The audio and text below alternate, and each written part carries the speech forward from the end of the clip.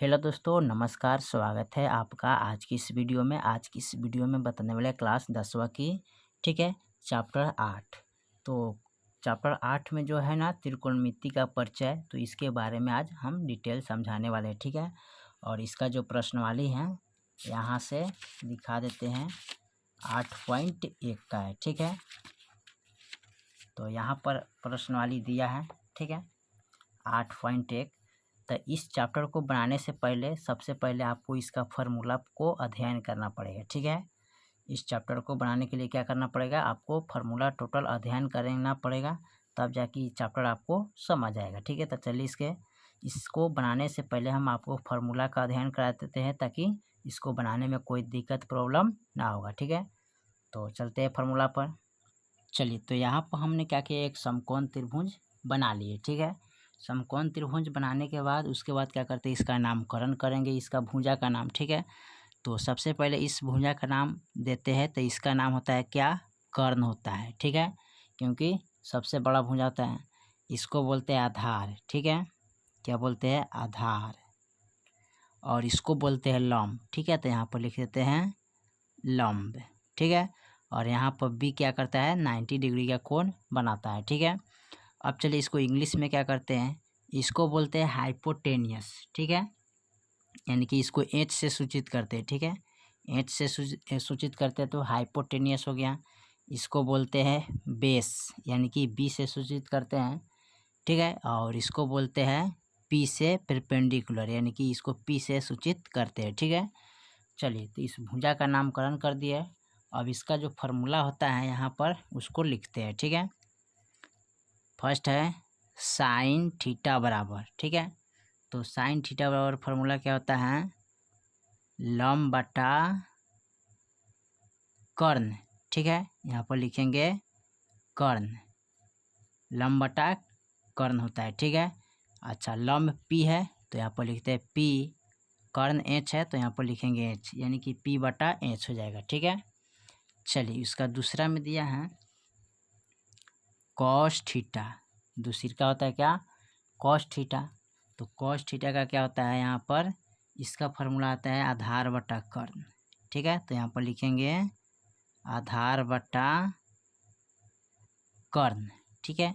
आधार यानी कि इंग्लिश में क्या कहते हैं, बी, यानी कि बी से बेस और एच से हाइपोटेनियस, ठीक है।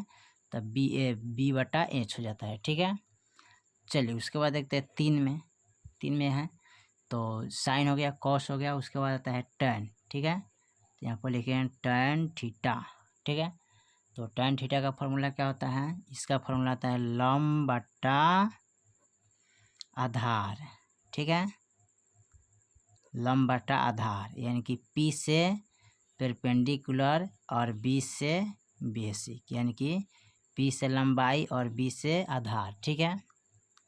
चलिए, उसके बाद 4 में साइन हो गया, कॉस हो गया, टैन हो गया, उसके बाद लिखते हैं कॉट, ठीक है। तो यहाँ पर लिखेंगे कॉट थीटा बराबर, ठीक है।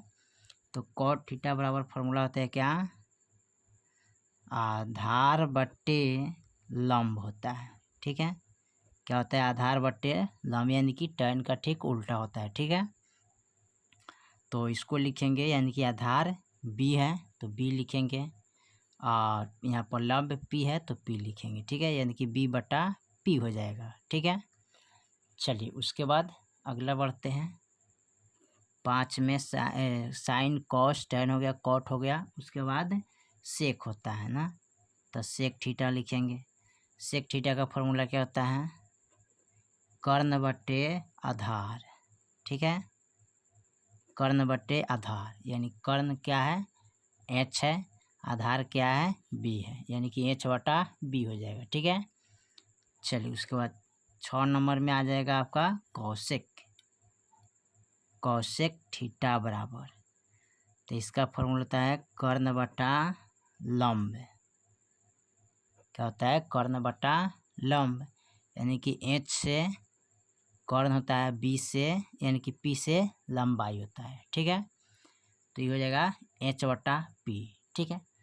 तो इस त्रिकोणमिति चैप्टर को बनाने से पहले सबसे पहले आपको इस फार्मूला को ध्यान करना पड़ेगा, तब जाके आप इसको आप हल कर पाइएगा, ठीक है। उसके बाद अगला इसका फार्मूला जो होता है उसके बारे में आपको डिटेल लिख देते हैं यहाँ पर, ठीक है। चलिए इसको देख लेते हैं।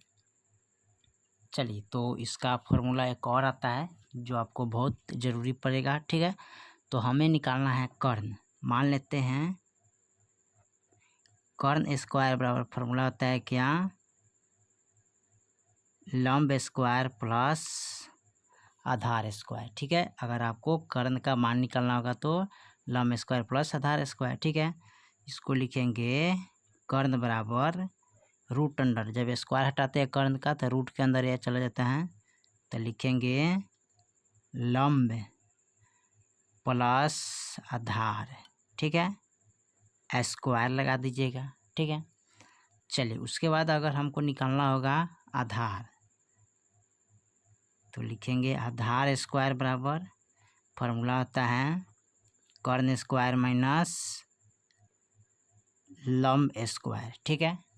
आधार का स्क्वायर जब हटाइएगा, इसका जब स्क्वायर हटाइएगा तो रूट के अंदर चल जाता है, क्या लिखेंगे कर्ण स्क्वायर माइनस लंब स्क्वायर, ठीक है।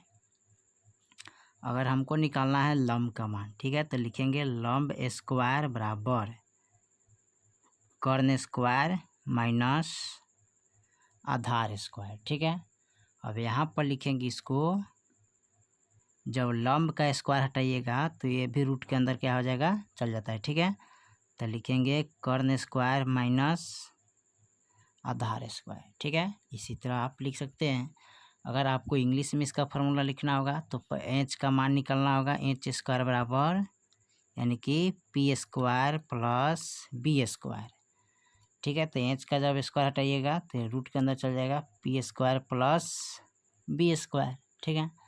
अगर आपको निकालना होगा बी स्क्वायर का मान यानी कि एच स्क्वायर माइनस का पी स्क्वायर, ठीक है। तो यहाँ पर b बराबर लिखेंगे, स्क्वायर हटाएंगे तो ये रूट के अंदर चल जाएगा यानी कि H square minus P square हो जाएगा, ठीक है। अब हमको निकालना होगा पी स्क्वायर का मान यानी कि H square minus B square, ठीक है। तो यहाँ पर लिखेंगे p बराबर यानी कि रूट अंडर स्क्वायर जब हटाएंगे तो H square minus B square, ठीक है। तो इस तरह आप फार्मूला को याद करना पड़ेगा, ठीक है, और इसको लिखना पड़ेगा, तब जाके आपका त्रिकोणमिति जो 8 चैप्टर है उसको आप हल कर पाइएगा, ठीक है। चलिए तो इस फार्मूला को अध्ययन कीजिएगा, फिर मिलते हैं अगले वीडियो में। तब तक लिए जय हिंद और जय भारत।